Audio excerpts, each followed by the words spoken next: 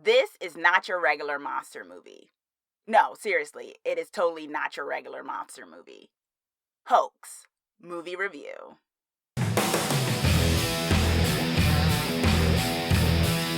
Hey Twisted people, it's your Twisted Girl here, and today I am doing a movie review of the film HOAX. An investigative team travels deep into the remote Colorado wilderness after a group of campers are viciously murdered by what may be Bigfoot, or is it something much worse?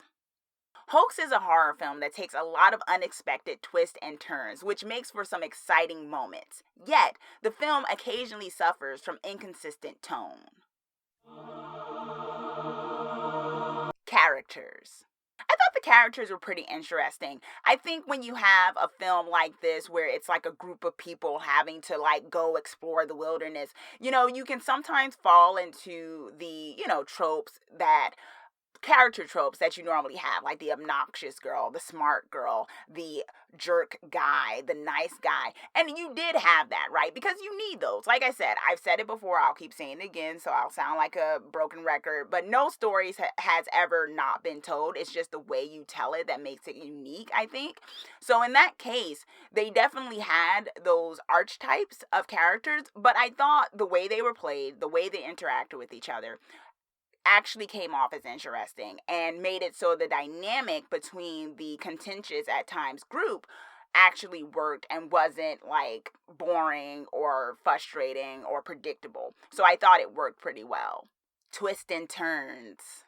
Oh my gosh, so many twists and turns. This movie, and I think you can probably guess it from the name and the play on what that might mean in relation to there possibly being a Bigfoot and the whole thing of what's going on in the wilderness. It takes a lot of twists and turns. It deliberately, I think, tries to throw you off at times here and there, and you're guessing because, of course, you're going into this thinking, is there a Bigfoot? Maybe there is. Maybe there's another kind of monster. Maybe it's this. Maybe it's that. So the movie, I think, knowingly tries to throw you off track, or more so just throw a lot of things at you in a way that works to keep you on your toes as to where this movie is going to go. And I think it really works in a good chunk of the film. And because of that, you don't know where it's going, which makes it's exciting, Like I said, I don't mind when a movie is predictable because I think what matters is how you tell the story, whether I can guess what's going to happen or not.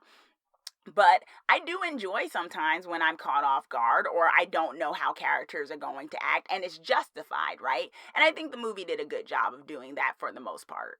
Horror callbacks.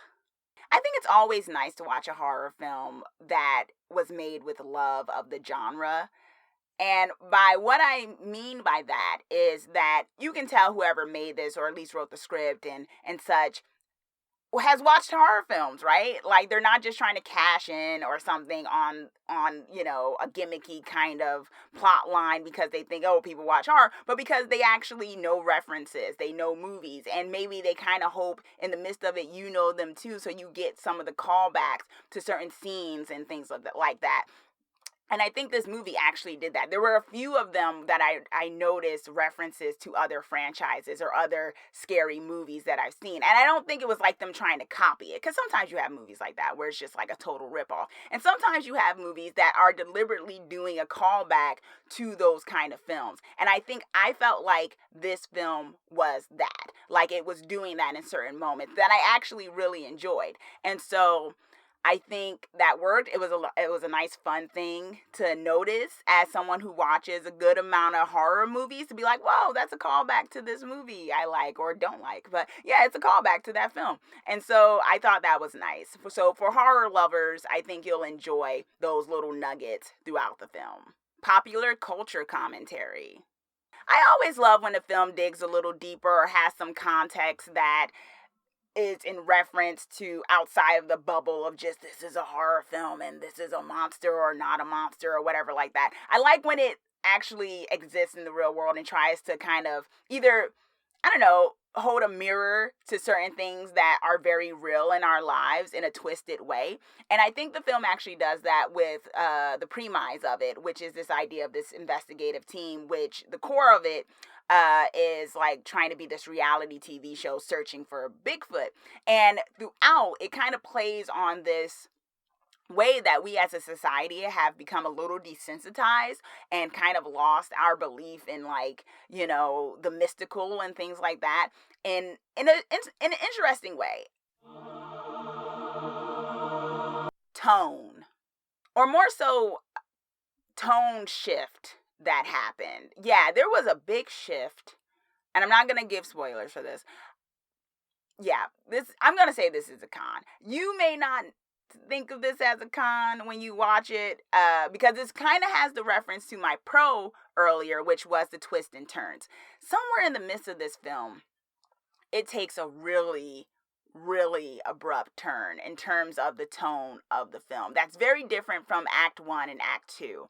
And some may think that it worked.